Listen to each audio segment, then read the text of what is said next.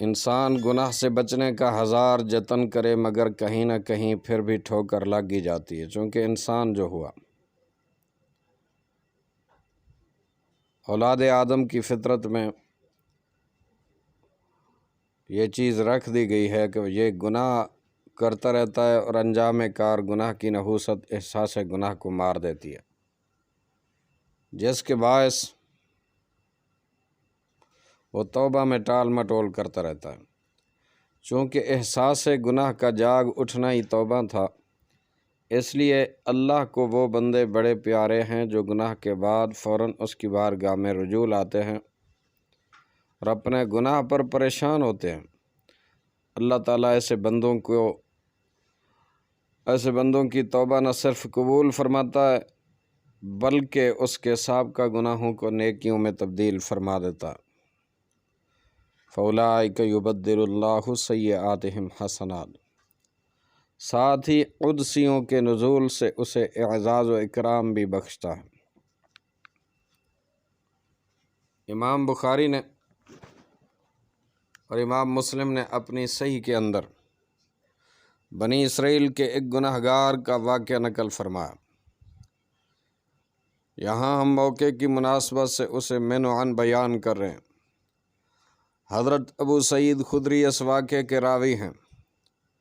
تاجدار کائنات فخر موجودات صلی اللہ علیہ وآلہ وسلم نے فرمایا، تم سے پہلے زمانے میں ایک شخص تھا جس نے 1-2 نہیں پورے 99 قتل کیے تھے۔ پھر اس میں توبہ کا شعور جاگا تو اس نے روئے زمین کے سب سے بڑے عالم کا پتہ لگایا۔ معلوم ہوا کہ ایک راہب ہے، چنانچہ وہ راہب کے پاس حاضر ہو کر عرض گزار ہوا کہ میں نے 99 قتل کیے ہیں، کیا میری توبہ کی قبولیت کی کوئی امید ہے؟ راہب نے کہا، بالکل نہیں۔ اتنا سننا تھا کہ مارے غصے میں اس نے راہب کو بھی قتل کر کے 100 کا عدد پورا کر دیا۔ احساس توبہ نے اسے پھر بےتاب کیا تو اس نے پھر زمین کے سب سے بڑے عالم کے بارے میں دریافت کیا۔ چنانچہ اسے ایک عالم ربانی کا پتہ بتایا گیا۔ وہ عالم ربانی کے پاس پہنچا اور کہا، میں نے 100 آدمی قتل کیے ہیں، کیا میری توبہ قبول ہونے کی کوئی صورت ہے؟ اس نے جواب دیا، ہاں، بھلا توبہ اور تائب کے درمیان کون حائل ہو سکتا؟ یہ تو خاص بندے اور خالق کا معاملہ ہے۔ میں تمہیں ایک مشورہ دیتا ہوں کہ فلاں علاقے میں چلے جاؤ، وہاں کچھ اولیاء اور صالحین بستے ہیں جن کی زندگی کا لمحہ لمحہ عبادت الہی کے لیے وقف ہے۔ تم بھی ان کے ساتھ مل کر اللہ کی عبادت و ریاضت کرنا۔ یہ حوصلہ افزا جواب سن کر وہ شخص وہاں سے چل پڑا۔ جب ٹھیک راستے کے درمیان میں پہنچا تو اس کی موت کا وقت قریب آ گیا۔ اب اس کے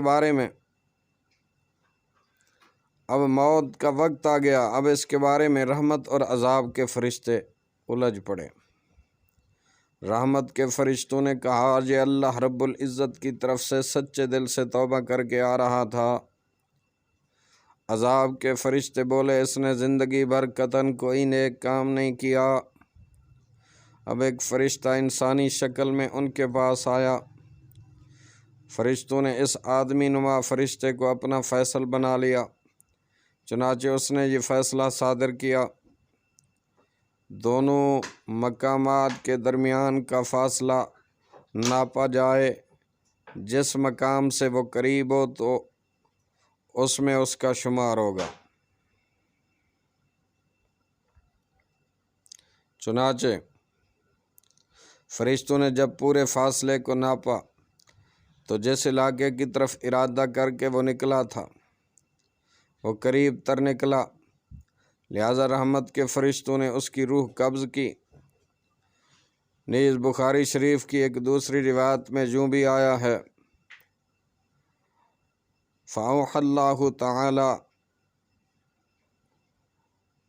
هَٰذِهِ أَن تَقَرَّبِي وَأَوْحَىٰ إِلَىٰ هَٰذِهِ أَن تَبَاعَدِي، یعنی اللہ تعالیٰ نے صالحین کے علاقے کو حکم دیا کہ وہ قریب ہو جائے، اور دوسرے علاقے کو حکم دیا کہ وہ دور ہو جائے۔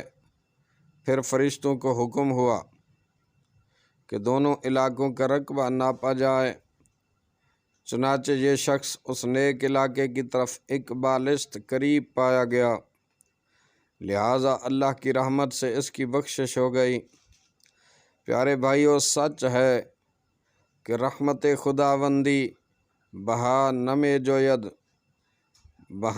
جوید، یعنی اللہ سبحانہ و تعالیٰ کی رحمت دولت نہیں تلاش کرتی، بلکہ بہانے کی تلاش میں ہوتی ہے کہ بندہ کوئی ایسا اچھا عمل کر دے جس پر اس مالک کائنات کو پیار آ جائے، اور یہ اللہ کا بندہ اس پیار کی بدولت بخشا جائے۔ اس کی رحمت کو پیار آنے کے لیے عظیم و کبیر اعمال درکار نہیں ہوتے، بلکہ وہ چھوٹی اور معمولی سی نیکی پر بھی مہربان ہو جاتی ہے۔ اس لیے یہ بات دل کی تختی پر نوٹ کر لینے کے قابل ہے کہ نیکی خواہ کتنی ہی معمولی اور چھوٹی کیوں نہ ہو، اسے ضرور کریں، ہو نہ ہو رحمت الہی اس پر مہربان ہو جائے، اور برائی خواہ کتنی ہی چھوٹی ہو اس سے دور بھاگیں کہ نہ معلوم وہ غضب الہی کو دعوت دے بیٹھے۔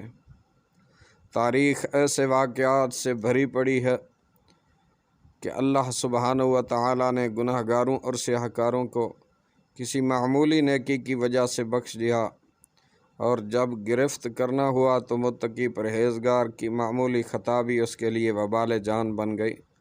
اللہ سبحانہ و تعالیٰ ہمیں شعور نیکی نصیب فرمائے، اور رب تعالیٰ ہمیں گناہوں سے بچنے کی توفیق عطا فرمائے۔